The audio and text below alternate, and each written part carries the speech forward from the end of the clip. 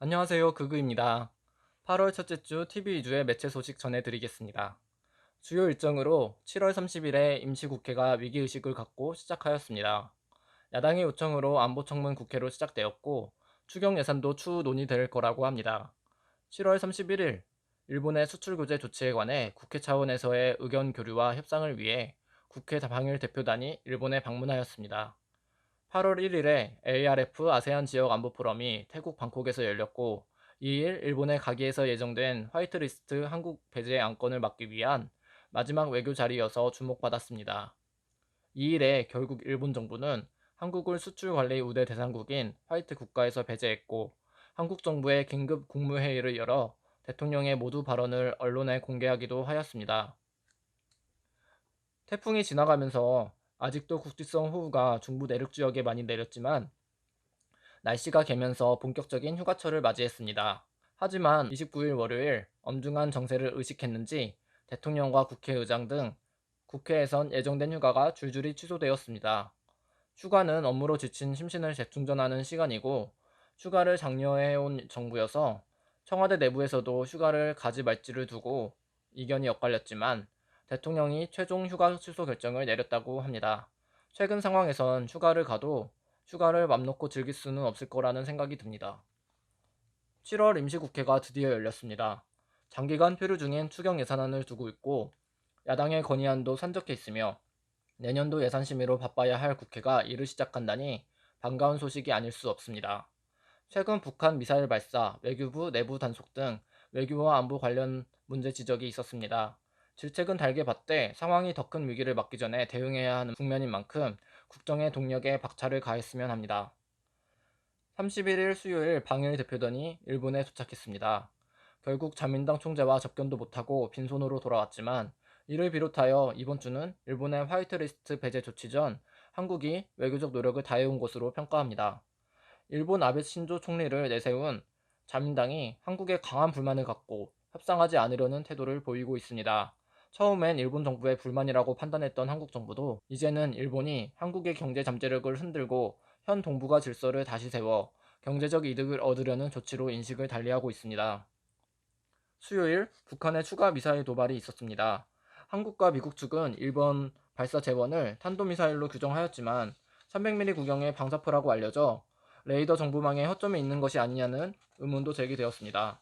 하지만 사거리가 250km로 미사일로 보는 입장에는 미국과 같이 변함이 없다며 국방부 측은 해명하였습니다.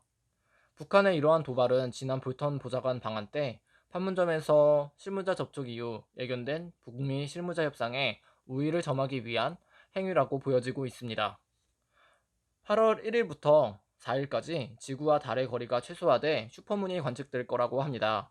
이번 달은 금음달 형태가 될 예정인데 달의 중력이 물을 끌어당겨 만조 현상이 나타나면 해안과 강가에서는 수위가 크게 높아집니다. 김포 아라뱃길에는 한강의 수위가 부두 바로 아래까지 차오른 모습도 사진으로 볼 수 있었습니다. 인근 지역 주민과 지자체는 침수가 되지 않도록 예방 조치를 해야겠습니다. 8월 말부터 9월 초에도 달이 초근접해 다시 한번 슈퍼문을 관측할 수 있을 거라고 합니다. 8월 1일 아세안 안보 포럼에서 강경화 외교부 장관과 고노다로 일본 외무상이 숙소와 회담장에서 짧은 만남을 가졌습니다. 2일 일본 가기가 열리기 전 사실상 마지막 기회였지만 고노다로의 표정과 분위기만 봐도 일본의 입장이 바뀌기 힘들 거라는 것을 보여줍니다. 미 파월 연준이 위의장이 미국의 금리를 0.25% 인하하였습니다. 그간 금리를 차례로 인상해온 터였고 트럼프 대통령의 통큰 인하 기대 트윗도 있었는데 기대에 못 미친다는 의견이 있었습니다. 미국 경제 성장률은 기존 전망치보다 웃돌고 있는 가운데 경제 비관으로 인한 조치라기보다 세계 경기 침체 조짐의 선제 조치로 보험적 인하라고 합니다. 파월 의장은 추가 인하 조치 가능성이 있냐는 기자의 물음에 계획이 없다며 일각의 소문을 부정하였습니다. 2일 금요일에 일본 가기에서 한국을 화이트리스트에서 배제하는 결정을 내리자 한국 정부는 국무회의를 열어 부당한 경제 보복 조치에 일본의 책임을 분명히 했습니다. 국무회의 뒤 열린 관계부처 합동 브리핑에서 홍남기 경제부총리 겸 기획재정부 장관은 눈에는 눈 전략으로 한국도 일본을 관리하겠다고 밝혔습니다. 한편 이날 의결한 수출무역관리령 개정안은 오는 7일 공포돼 오는 28일부터 시행될 예정이라고 합니다. 다음으로 TV 프로그램을 들여다보는 시간입니다. 7월 30일과 7월 31일엔 한국-이란 공동제작 인사이트 이란이 2부작으로 방영되었습니다. 이슬람 국가이자 고대 페르시아의 영토였던 이란은 조로아스터교의 영향도 받아 예의와 질서를 중시합니다. 과거 동방예의지국이었던 한국과도 맥이 닿아 보이지 않으신가요? 태권도가 일전에 수출돼 이란의 문화스포츠 영역에서 자리 잡았고 대장금, 주몽 등 K드라마가 대중적으로 사랑받고 있으며 한국가전도 현지에서 인기가 많다고 합니다. 하지만 대외적으로 알려져 있는 이란은 반미 국가이며 핵 보유국으로 안보를 위협하는 고립된 국가입니다. 최근 고립되는 외교 정세로 위협받고 있는 한국에게도 이란의 독자적이고 스스로 걸어온 행보가 귀감이 되는 것도 같습니다. 1일 목요일 EBS 다큐 시선에서는 노인을 위한 나라는 있다 라는 주제로 스마트 시대에 살아가는 노인들의 이야기를 다루었습니다. 노인들에게 스마트 기기는 불편하고 어렵지만 가장 도움이 되는 존재라는 겁니다.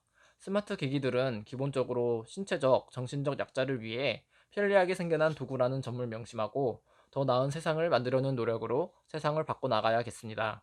어디선가 제가 보았었던 노인들이 소외되고 차별받고 있다는 의견과 주장은 사실 노인이 더 잘 살 수 있는 과도기적 시기에 일시적인 현상이라고 봐야겠다는 생각도 들었습니다.